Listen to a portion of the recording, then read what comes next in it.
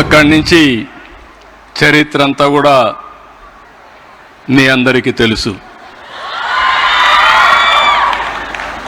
ఇప్పుడు 4వసారి ముఖ్యమంత్రిగా ఉన్నా.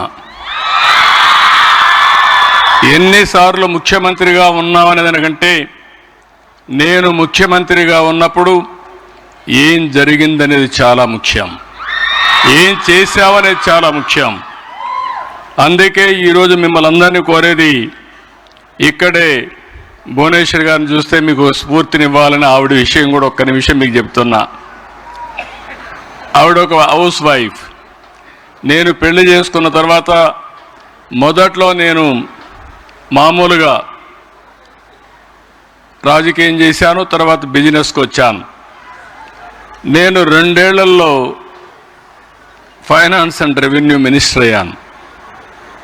అప్పుడు లోకేష్ చిన్న అబ్బాయి, 10-11 సంవత్సరాలు.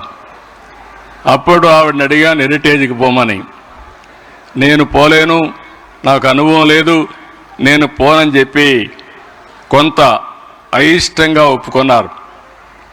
ఆ తర్వాత హెరిటేజ్కి మీరు చూస్తే నేను ఎప్పుడూ పట్టించుకోలేదు. సమర్థవంతంగా పనిచేసి హెరిటేజ్ వ్యవస్థని, ఆ కంపెనీని బ్రహ్మాండంగా నడిపించిన వ్యక్తి భువనేశ్వరి గారు. అంటే ఓసారి పట్టుదల ఎట్లొస్తుందనే దానికి ఇదొక ఎగ్జాంపుల్ మాత్రం. ఇప్పుడు నేను పేపర్లో చూసి చెప్తున్నా, ఆవిడ ట్యాబ్లో చూసి ఉపన్యాసం ఇస్తా ఉంది. నేను టెక్నాలజీ గురించి మాట్లాడుతున్నా, ఆవిడ టెక్నాలజీ వాడుతూ ఉంది.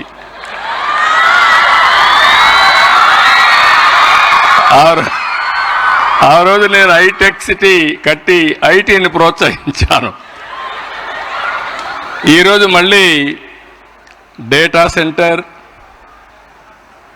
లేకపోతే ఆర్టిఫిషియల్ ఇంటెలిజెన్స్, ఇంకో పక్కన quantum valley, quantum computers, green energy, లేకపోతే సెమీ కండక్టర్. ఇప్పుడే ఇక్కడ చదువుకున్న అబ్బాయి కూడా సెమీ కండక్టర్ వెళ్ళే పరిస్థితికి వచ్చాడు. సెమీ కండక్టర్, డ్రోన్ టెక్నాలజీస్, ఇంకో పక్కన స్పేస్ టెక్నాలజీ.